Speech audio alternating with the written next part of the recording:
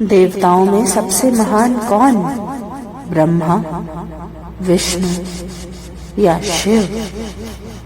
एक बार देवताओं और ऋषियों दोनों में इस बात पर विवाद हो रहा था कि सृष्टि में सबसे श्रेष्ठ देवता कौन है, ब्रह्मा, विष्णु या महेश।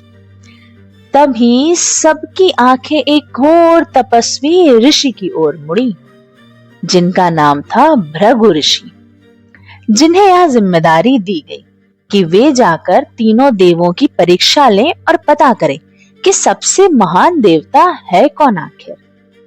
भृगु ऋषि चल दिए और वो पहुंचे ब्रह्मलोक। ब्रह्मा जी 4 मुखों से वेदों का उच्चारण कर रहे थे, पर जब भृगु ऋषि ने बिना प्रणाम किए ब्रह्मा जी के सामने स्थान ग्रहण किया, तो ब्रह्मा जी का मुख क्रोध से लाल हो उठा, किंतु अंत में उन्होंने स्वयं को संयमित किया। भृगु ऋषि ने समझ लिया कि ब्रह्मा में अहं का अंश है। भृगु ऋषि चल दिए कैलाश पर्वत की ओर। भगवान शिव ध्यान मग्न थे। शिव जी ने भृगु ऋषि को आते देखा तो उनका आदर करना चाहा, परंतु भृगु ऋषि ने उन्हें कठोर शब्दों में रोक दिया। यह देखकर शिव जी बहुत क्रोधित हो उठे, परंतु माता पार्वती ने बीच में आकर उनका क्रोध शांत किया। भृगु ऋषि को समझ में आ गया कि शिव शांत और क्रोधित दोनों हैं। अब भृगु ऋषि चल देते हैं वैकुंठ लोक की ओर। जब वो वैकुंठ लोक पहुंचे तो वहां का दृश्य ही अलौकिक था। अनंत शेषनाग पर भगवान विष्णु विश्राम कर रहे थे। माता लक्ष्मी उनके चरण दबा रही थी।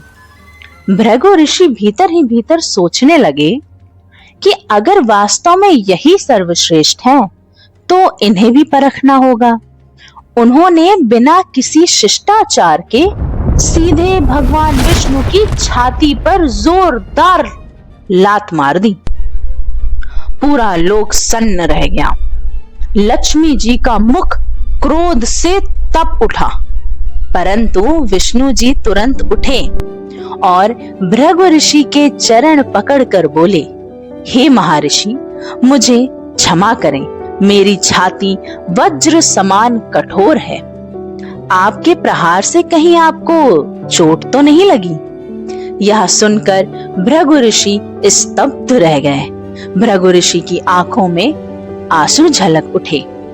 भृगु ऋषि समझ गए कि सिर्फ विष्णु ही ऐसे देवता हैं जिनमें अहंकार बिल्कुल नहीं है, जो कि क्षमा और करुणा दोनों के सागर हैं। सभा में लौटकर भृगु ऋषि ने घोषणा करी कि सभी देवताओं में विष्णु ही सर्वश्रेष्ठ हैं, और तभी से हम विष्णु जी को क्षमा और प्रेम के देवता के रूप में पूजा करने लगे। तभी से विष्णु जी को क्षमा और प्रेम के देव की मान्यता मिली। क्या आपको पहले से इस कथा का ज्ञात था? कमेंट सेक्शन में जरूर बताइएगा।